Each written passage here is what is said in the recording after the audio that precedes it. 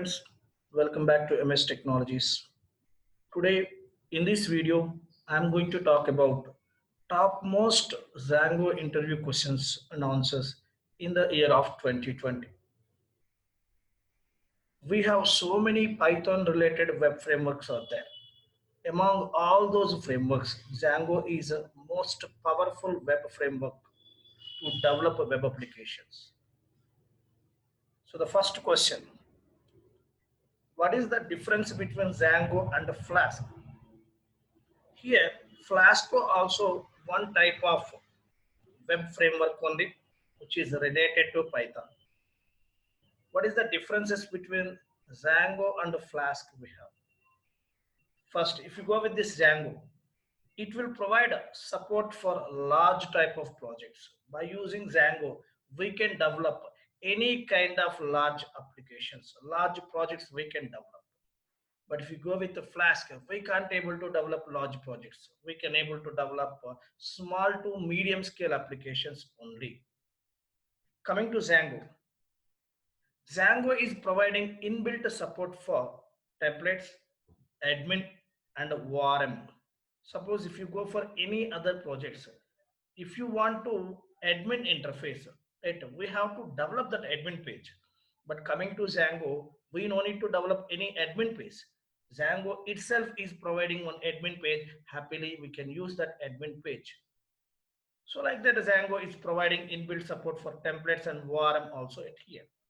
But if you go for Flask, here, whatever the required things are there, right, those things we have to install explicitly. Next, coming to Django. If you want to work with Django, more learning is required and more practice is required. But coming to Flask, it is very easy to learn. Next, in Django, without third-party tools, it allows to complete a web development. Why? Here, everything is Django is providing.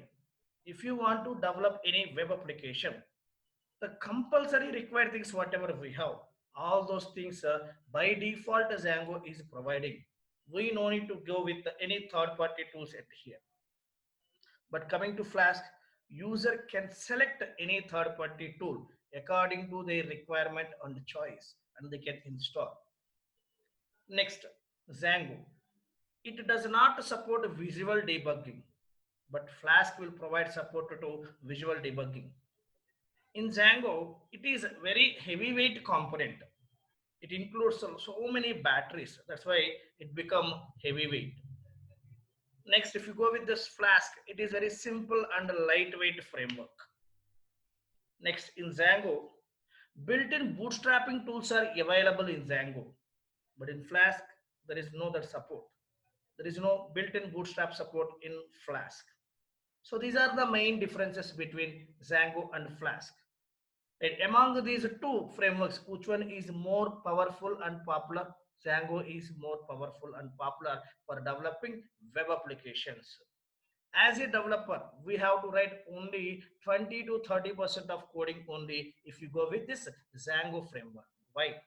Django is providing a lot of things. A lot of things Django is providing itself. Just if you install Django software, you will get inbuilt support. You will get inbuilt database. You will get inbuilt servers. You will get so many things you will get by default along with that Django software. But coming to Flask, everything programmer has to write. Lot of code programmer has to write in Flask, but in Django, programmer no need to write much code.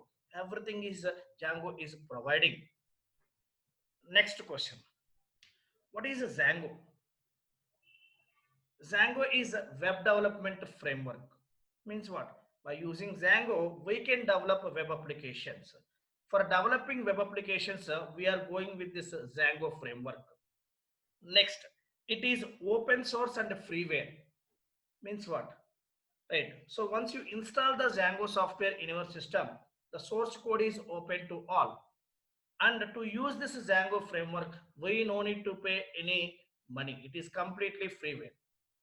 Next, this Django framework is maintained by Django Software Foundation. It is a non-profitable organization. Next, the main objective of Django is developing web applications very easily and quickly. Why? Django is providing everything for developing web applications. So by using those things, we can develop web applications very easily and quickly. It won't take more time for developing web applications at here. Next question. So what are the features of Django we have? Right. If you observe in official website of Django framework, so there they're giving these features. So top five features in Django is developing web applications very fast. We can develop web applications very fast. Why? Because everything is Django is providing. Next, Django is providing tons of packages, inbuilt support, tons of inbuilt libraries packages Django is providing. Next, security wise, Django is taking very special care for security wise. Suppose even if you observe while developing the forms, if you are not provide CSRF token, Django would accept your form. That much of security care it is taking. Versatile, scalable, versatile. By using Django framework, we can develop any kind of applications. Any kind of applications we can develop by using Django framework. Scalable, right? Suppose scalable in the means sense performance wise. Suppose just recently I developed my web applications, right? After 1 week my application is not that much popular, so per day I'm getting only one or two requests. For one or two requests, how much quickly it is providing the response, right? After 1 year my application became more popular. Per day I'm getting 1000 requests. For those 1000 requests also, my application will provide the response with the same speed. That is nothing but scalable. Here, what are the top most features we have? Fast, tons of packages, secure, versatile, and scalable. The next question is, what is MVT? Here, Django follows MVT architecture for developing web applications. Here, M stands for model. It contains a database model classes. Next, V stands for views. It contains business logic. Next, T stands for template. It contains presentation logic.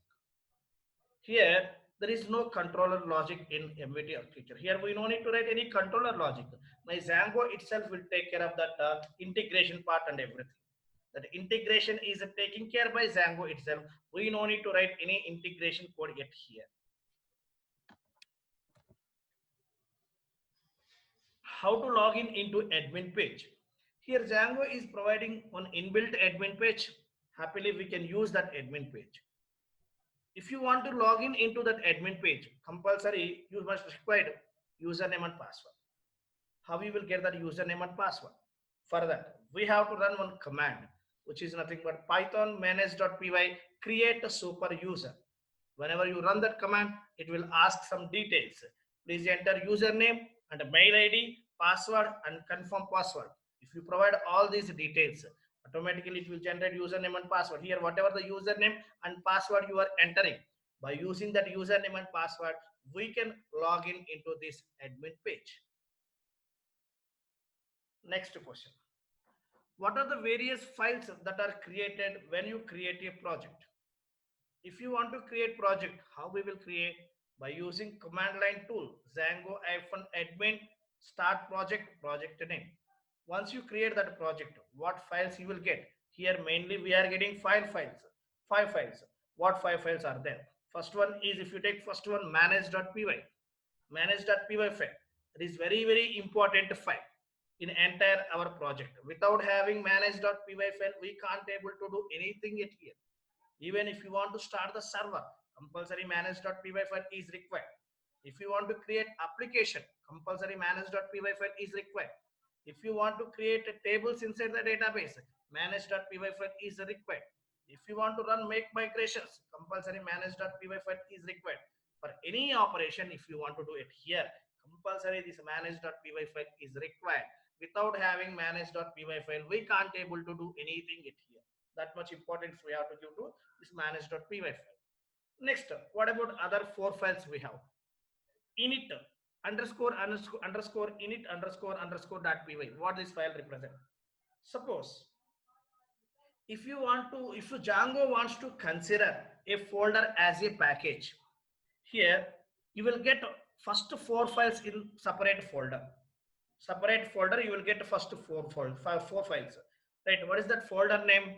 Right? Whatever the project name you give, with that same name, one subfolder also will get created. Inside that, you will get all these four files. Now, if Django wants to consider those that folder as a package, if Django wants to consider that folder as a package, right, compulsory that folder should contain this init.py file. Inside this init.py file, what code is there? Nothing is there. That is empty file. But if Django wants to consider any folder as a package, compulsory that folder should contain init.py file. Next, what about settings.py file?